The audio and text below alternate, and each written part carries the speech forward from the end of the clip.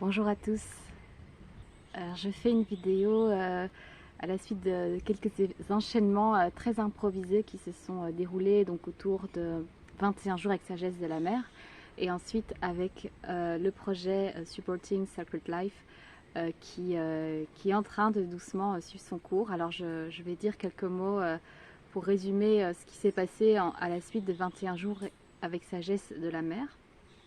Donc si vous avez un peu suivi le projet des activations, donc sur les activations du Sacré-Cœur sur les sites sacrés, certains points énergétiques ici en Amérique latine, donc pour commencer, vous avez peut-être lu que je parlais d'un point énergétique spécifique entre Hawaï et la Basse-Californie, qui est un vortex spécifique en lien aussi aux énergies des baleines, aux énergies des dauphins. Il s'avère que lorsque nous avons commencé 21 jours avec Sagesse de la Mer, il y a comme eu des liens qui ont commencé à se tisser avec cet espace-là et parallèlement aussi des points qui s'ouvraient ici dans la Sierra Nevada. Donc j'ai pris conscience plus des connexions qu'il y avait entre ces différents points.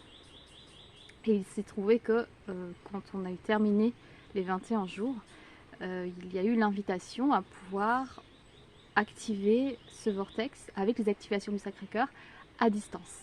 Voilà, donc pour commencer, parce que c'était le moment, il était prêt à se réveiller. Ça a été très très beau. Vraiment, j'ai pas encore reçu les retours de toutes les participantes, mais je suis pas la seule à rejoindre l'idée que ce vortex a bien été réactivé et a suscité des belles choses et sur différents plans. Donc au niveau du plan humain aussi, pour soutenir aussi notre capacité aussi à se relier à notre force de vie, à notre énergie Kundalini, à pouvoir aussi l'utiliser comme expression verbale, comme une force aussi pour lever certains blocages psychiques. Je dirais que c'est un peu ça le résumé. Et puis en intraterre aussi, beaucoup de choses se sont passées, de très belles choses. Donc pour l'instant, j'ai reçu l'information que voilà, il n'y avait plus rien à faire de particulier avec ce vortex-là, et peut-être que ce sera après la suite sur place directement. Alors ce que j'ai pu constater donc en faisant les activations ici depuis la Sierra Nevada, c'est que ça a réouvert des lignes aussi ici. Ça a été très impressionnant. Donc à savoir qu'ici, présentement, je me trouve sur la ligne qui relie le Machu Picchu et la Ciudad Perdida, la cité perdue. Donc, je ne suis pas encore allée, mais d'ici, il y a déjà des choses qui œuvrent. Donc voilà, c'est jamais pour rien qu'on se trouve sur une terre. Il y a toujours quelque chose aussi qu'on y reçoit et qu'on offre aussi. Et donc ça a été très beau en fait de constater que ces activations-là ont vraiment réouvert ces canaux aussi ici pour la Sierra et avec un impact aussi positif côté Pérou plus loin. J'ai pas été explorer après la continuité, mais voilà, c'est déjà un gros travail. Je n'ai pas pu aller plus loin dans le vortex, enfin nous n'avons pas pu aller plus loin. En tout cas, j'étais celle qui a pu constater ça, remarquer ça. Mais voilà, je veux quand même souligner qu'il y a eu un beau travail collectif qui s'est fait. Qu'il y a encore quelque chose justement dans la ligne entre Machu Picchu et Ciudad Perdida à harmoniser. Et en fait, depuis qu'on a fait ce travail, je sens que beaucoup se focalisent sur donc dans la mission, dans ce que je ressens de la suite, beaucoup de choses sont en train maintenant de se focaliser sur la première étape qui est prévue ici en Colombie, qui est d'aller faire des activations à la Laguna Magdalena et aussi dans les sites sacrés qu'il y a autour, des sites pré-Inca. Il y a des choses à aller réveiller, à les réactiver doucement par là-bas.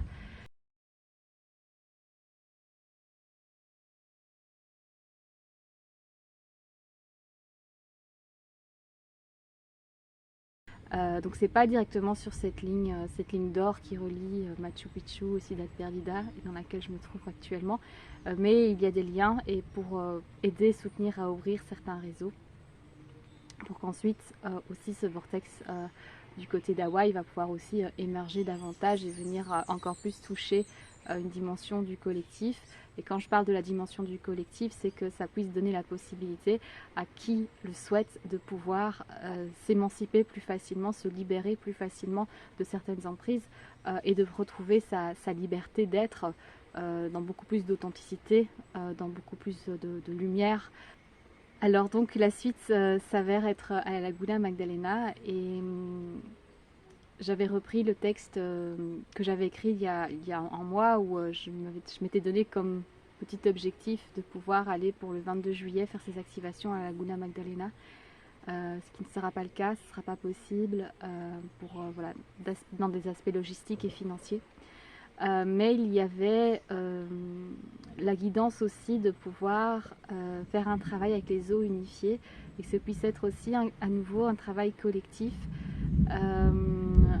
en se reliant à différentes eaux et en travaillant sur l'aspect des eaux unifiées.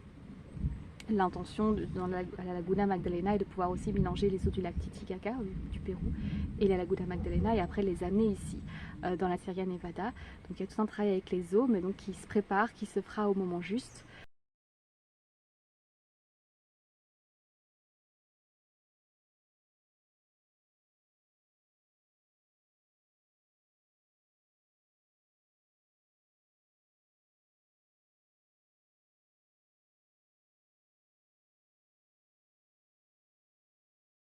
Ce travail des eaux unifiées qui va se faire directement sur place en reliant deux eaux sacrées et avec une énergie très vivante et porteuse de beaucoup de mémoire, porteuse d'une sagesse et de différentes consciences, j'aurais envie de dire ça comme ça. Donc le fait de les unifier va permettre aussi le renforcement dans quelque chose de l'ordre de la conscience collective.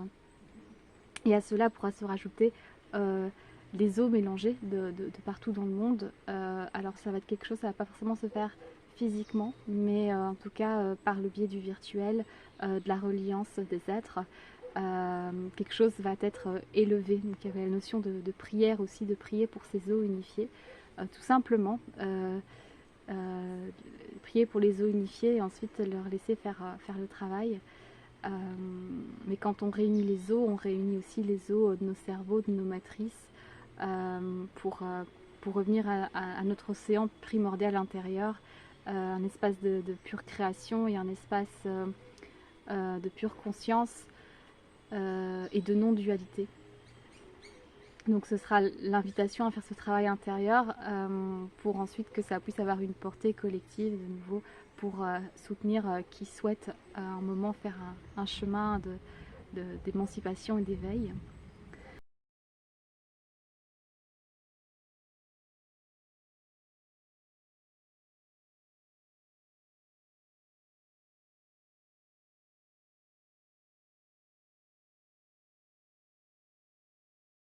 Donc il y avait cette date du 22 juillet et une des participantes de toutes ces activations est revenue avec cette date. Voilà, j'avais envoyé le document en me disant mais ce sera peut-être compliqué mais en même temps je laisse une porte ouverte. Et puis ben voilà, petit à petit les d'autres informations sont venues et je me suis dit oui ben faisons quelque chose et donc j'avais quand même envie de créer une reliance à partir de ce samedi qui s'étendrait jusqu'au le moment où j'aurai l'opportunité de me rendre à la Laguna Magdalena avec les eaux du lac Titicaca que j'ai récoltées dans cette intention-là. Voilà. Et ensuite, nous aurions alors ce temps de reliance aussi à ce moment-là avec tout le travail qu'on aura amorcé auparavant. Donc ça veut dire aussi que un travail collectif s'ouvrirait ce samedi 22 juillet, mais ce n'est pas forcément tout qui doit se faire ce jour-là, ça peut s'étendre et jusqu'au moment où ces eaux pourront être unifiées aussi à la Laguna Magdalena. Oui, les dates, voilà, donc il y aurait deux possibilités de quand ça pourrait se faire pour ma part. donc soit autour du 12-13 août, ou bien plutôt en octobre, donc dans début octobre. Voilà, donc je vais voir un petit peu comment tout ça va pouvoir se mettre en place, mais donc c'est cette fenêtre-là, donc soit du 22 juillet à la mi-août, ou bien du 22 juillet à début octobre. Voilà, pour ouvrir ce travail. Alors la proposition, elle sera simple. Je vais préparer une guidance audio pour que vous puissiez aussi être dans cette reliance sans forcément une connexion. Donc voilà, vous pouvez charger cette guidance et puis la réaliser près des eaux au moment juste pour vous. Et puis ensuite, dans un groupe, on mettra en commun, on partagera toutes nos expériences et on manifestera ces reliances. Et donc ça partira d'une initiation que j'ai reçue dans une eau au Pérou. Qui m'a montré en fait comment je pouvais porter toutes les eaux et comment je pouvais les unifier en moi. Et depuis ce jour, en fait, à chaque fois que je vais sur un lieu énergétique spécifique, en tout cas qui me parle, dont la fréquence m'apporte beaucoup de bien, quand le site est puissant avec donc une eau avec un niveau vibratoire particulier ou une eau que je trouve particulièrement vivante, voilà, donc tous différents contextes. Maintenant, c'est comme si je peux me mettre en lien avec cette eau et sentir que je porte en moi la mémoire de toutes les eaux et donc à ce moment-là, je fais comme un échange d'informations et c'est comme si hop, j'ai en moi alors l'information de cette eau. Et donc je suis ma propre porteuse d'eau physique, donc, et donc au gré des rencontres, au gré des lieux où je me rends, je fais ce travail-là en conscience, et donc au fur et à mesure il y a de plus en plus une information que je porte par rapport à ces eaux-là. Et donc ce serait l'invitation de vous apporter une forme d'initiation à ouvrir en fait vos cellules, votre ADN à être en reliance avec toutes ces eaux unifiées. C'est quelque chose qui peut apporter une grande force aussi pour notre chemin individuel et collectif. Donc j'entends aussi que c'est une manière de pouvoir renforcer aussi sa psyché, renforcer ses eaux matricielles et renforcer sa psyché pour transcender certaines choses là où il y a de plus en plus d'éveil, de plus en plus de conscience par rapport à des dysfonctionnements, à des espaces où on a pu être dans le mensonge. C'est comme si là on est dans cette phase d'éveil et puis il y a encore toute une phase maintenant qui est en train de se faire de toute une forme de reconstitution, de restructuration des énergies, de la psyché, de notre pouvoir créateur, en fait, de pouvoir encore davantage conscientiser comment on crée, par quel biais. Donc au-delà des aspects New Age et tout ça aussi, de la loi d'attraction, enfin voilà, je parle pas forcément de ça, mais vraiment d'un aspect fondamental. Donc j'ai l'impression que là, on arrive encore plus à cette étape-là. Et c'est comme si je travaillais avec ces eaux, c'est un soutien pour ça en fait, pour ramener beaucoup plus d'unité en soi, beaucoup plus de cohérence, en lien avec sa conscience aussi, beaucoup plus présent, pour œuvrer vraiment dans le sens d'une véritable libération, d'un véritable éveil. Voilà, donc ce sera peut-être voilà, une petite contribution pardon, à ce process-là. Je pense que voilà, quand ce sera vraiment enclenché, qu'on vivra ça ensemble, en tout cas avec toutes celles et ceux qui le souhaitent, donc les hommes bienvenus aussi évidemment, surtout si vous vous sentez fort en lien avec l'élément de l'eau, avec l'élément féminin, voilà, donc c'est peut-être quelque chose qui va vous parler aussi, donc vraiment bienvenue à vous. Et donc voilà, le reste je pense que viendra au fur et à mesure quand on aura fait ce travail pour soi chacun avec à notre manière aussi finalement. Donc je vous inviterai vraiment à œuvrer avec une grande liberté. Donc il y aura juste une petite guidance, mais dans l'absolu c'est vraiment vous qui allez vous approprier aussi les rituels et ces espaces de reliance.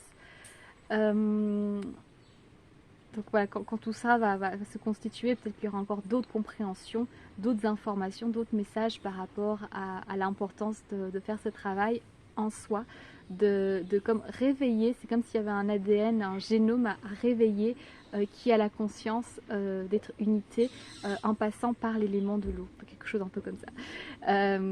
Et donc voilà, donc je me réjouis de pouvoir vous proposer ça et qu'on puisse faire tout ça ensemble. Donc je vous inviterai simplement à pouvoir me contacter personnellement si vous voulez en prendre part. Donc un groupe va s'ouvrir pour communiquer plus facilement donc sur le canal Telegram. Voilà, j'aime bien fonctionner avec Telegram. Et de pouvoir alors se retrouver là et de là on ira plus explicitement sur comment les choses peuvent se dérouler et comment nous pouvons fonctionner ensemble. Voilà, donc au plaisir de te retrouver pour cette proposition. Encore un dernier mot aussi, donc pourquoi ça ne s'est pas mis pour la date du 22 juillet, donc il y a une question financière aussi. Voilà, je pense que logistiquement je serais plus confortable de pouvoir le faire aussi soit à la mi-août, soit début octobre, parce que comme ça je combine avec mon départ vers la côte pacifique où je vais retrouver les baleines.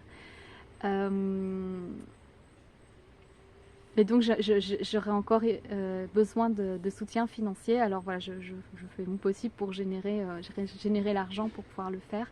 Mais voilà, toutes les petites contributions supplémentaires voilà, permettent aussi que les choses se fassent de manière beaucoup plus fluide, beaucoup plus confortable. Et voilà, et ça me donne le temps aussi de vraiment me consacrer à ce projet-là. Voilà, ce qui n'est pas négligeable aussi. Voilà, donc au plaisir que l'on puisse se retrouver pour approfondir la connexion aux eaux unifiées ensemble grâce à ce groupe et ces rencontres.